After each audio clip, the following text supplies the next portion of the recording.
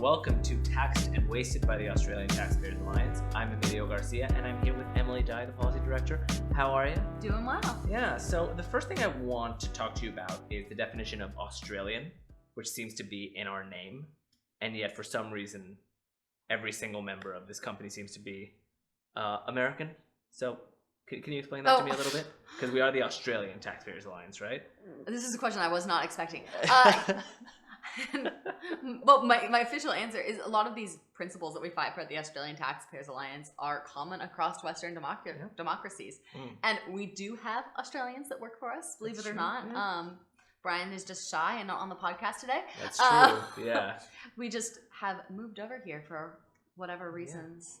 Yeah. And love Australia, and so we're fighting for Australian principles. I do love Australia, and I also like to think that it's just because we're so gosh darn good at our jobs. We're so amazing that, you know, they changed the rules then a little America bit for kicked us. us out? Well, I haven't been kicked out of America yet, but Trump is in for a second term, and that wall's getting built. So anyway, on a more serious topic, since we're talking about terrible things, the ABC, during a pandemic, people are losing their jobs, businesses are going bankrupt, you know, in one state more than in others.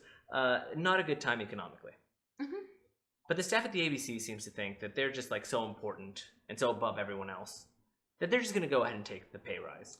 Everyone, you know, the government, the official wings of the government are actually taking a pay cut. They're not taking a pay cut, but they're delaying pay rises. The ABC, no, they want their pay rise. What do you think? Of course they do. I mean, I honestly don't blame the ABC at all for this. If someone said, "Do you want a pay rise?" I would say yes every single time. Right. They're just being basic capitalists. They would like a pay rise. However, I think there is a responsibility on the part of the people that are paying them to say, no, taxpayers cannot afford this right now. I really do appreciate that public sector workers have had a decrease in their salary increase to 0.3%, which it's still a salary increase for the public sector, which is hardly fair considering that private sector workers are losing their jobs, having pay decreases, but public sector unions are getting out there and being like, oh, but our poor workers, it's like, but they're workers still.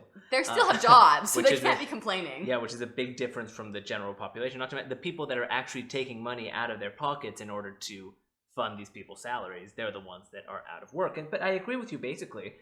You are a basic capitalist, and you say, hey, do you want money? Do you want a pay rise during a recession? I think and you'd have to be crazy to say no. But the good question is, why the hell are they given the option to raise their own salary? I don't know if the ABC would have enough money to raise their own salary if it weren't for the $1 billion that we, the people, give them to, you know, be objective reporters and, you know, really only promote objective news and reporting.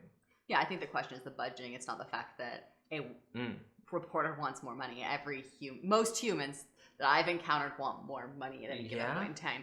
I'd like more money. Yes, it would exactly. be good. So I'm not going to blame them. I also think it's worth noting that cost of living, as a result of the recession, you don't really need.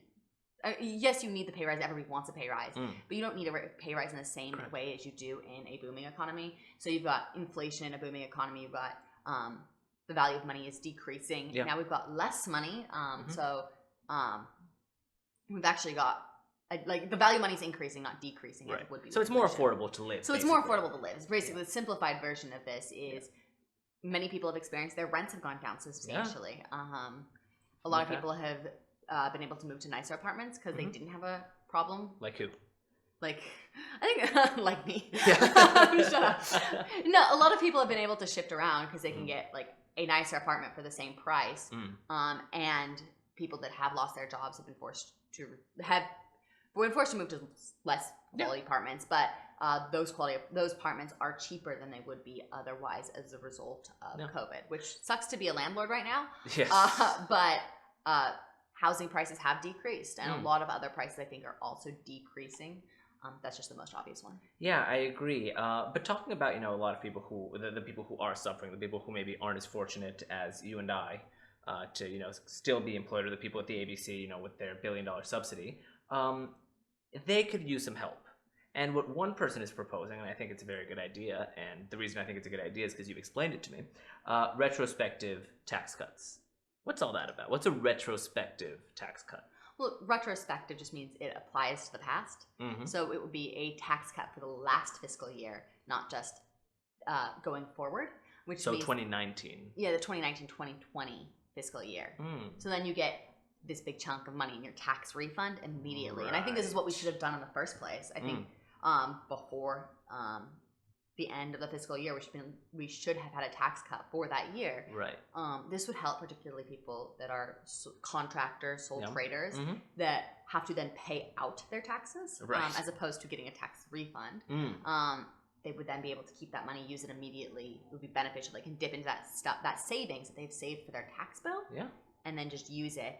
And I think it also would very much help the workers when they get that big chunk of money. It is a cash handout in a sense, but it's a cash handout of your own money. Of your own money, right. Money that the government shouldn't have had in the first place in a fair world. I think it's a great idea. So the basic premise here is you get a tax cut for the taxes you already paid. You paid too much in the past. We're going to give you that part. And I think it ends up working out better. And I know this sounds like I'm favoring the rich, but if you have, so say you have a higher rent, you've had a great job, things have been going well for you, and then COVID happened, and you've got 3 kids and a house and a mortgage that you're paying off or whatnot. COVID hits, you lost your job, and you've got a really big bill. You're like trying, you've got like a lot of expenses that you wouldn't otherwise. You're not used to living frugally.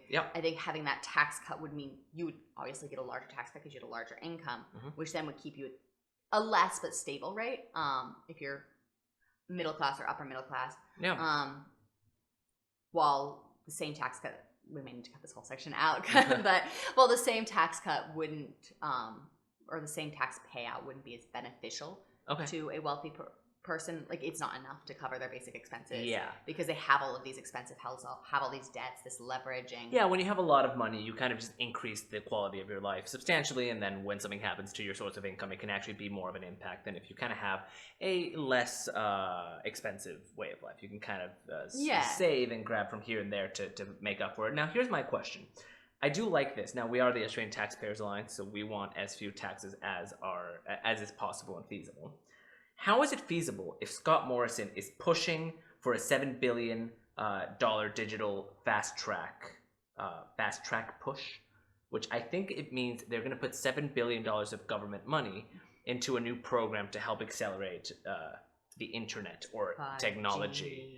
5G, which gives you cancer and lets the globalists take over your brain or something like that. I'm sure I heard it on the internet. Noises. So I know it's true because I saw it on the internet. On a blog. So it's true.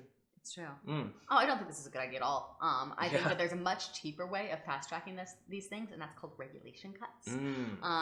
By cutting regulations, then we can make it easier for businesses to innovate. Right now, there are a bunch of hoops that businesses and entrepreneurs and innovators have to jump through before they can create something new, before they can get the government approval to do something. So cut that, and the private sector will do it for you. That's actually a problem that Australia has. That's actually pretty significant. Is that, I mean, if you want to go through the process of even doing a basic business, opening a basic business like a coffee shop, the amount of paperwork, the amount of regulations that you have to adhere to for a relatively simple business is mind-boggling.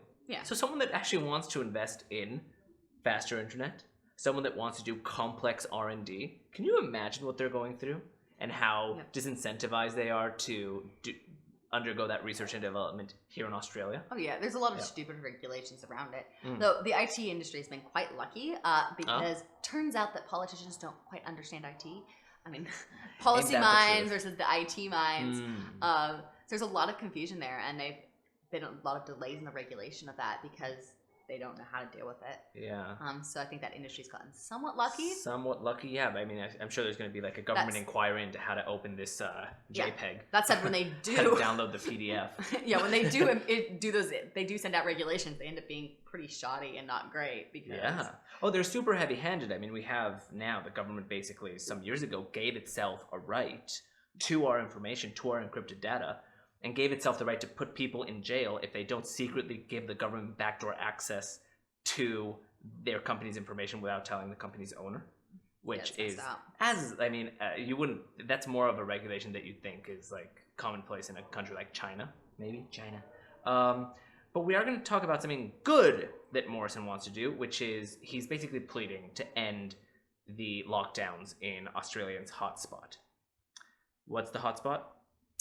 Victoria. Yeah, the place run by the... I think we need to define the word hotspot.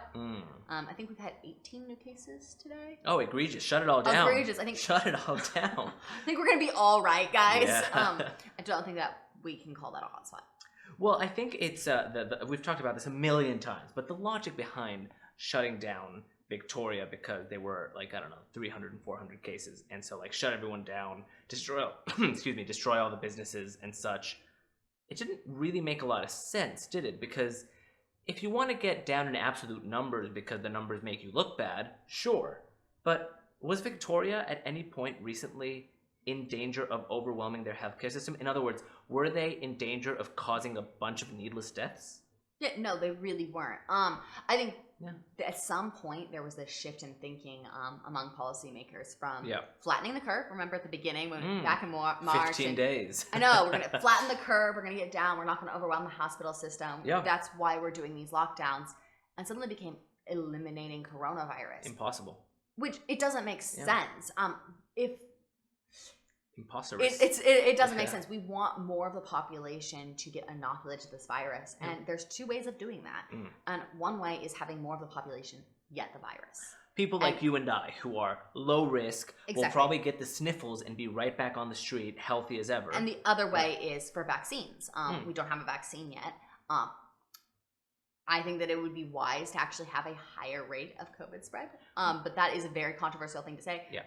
Among populations that are not at risk. Sure. And I think you could have it be you volunteer or it is a vaccine. That is what a vaccine is. That's you get a lower version of the virus that will not kill you. Correct. And then you're inoculated from it, and then you're not a risk for the rest of the population. Yeah. So I don't know why we made this transition to elimination, because elimination, if you manage to keep it at such a low number, we never will get herd immunity.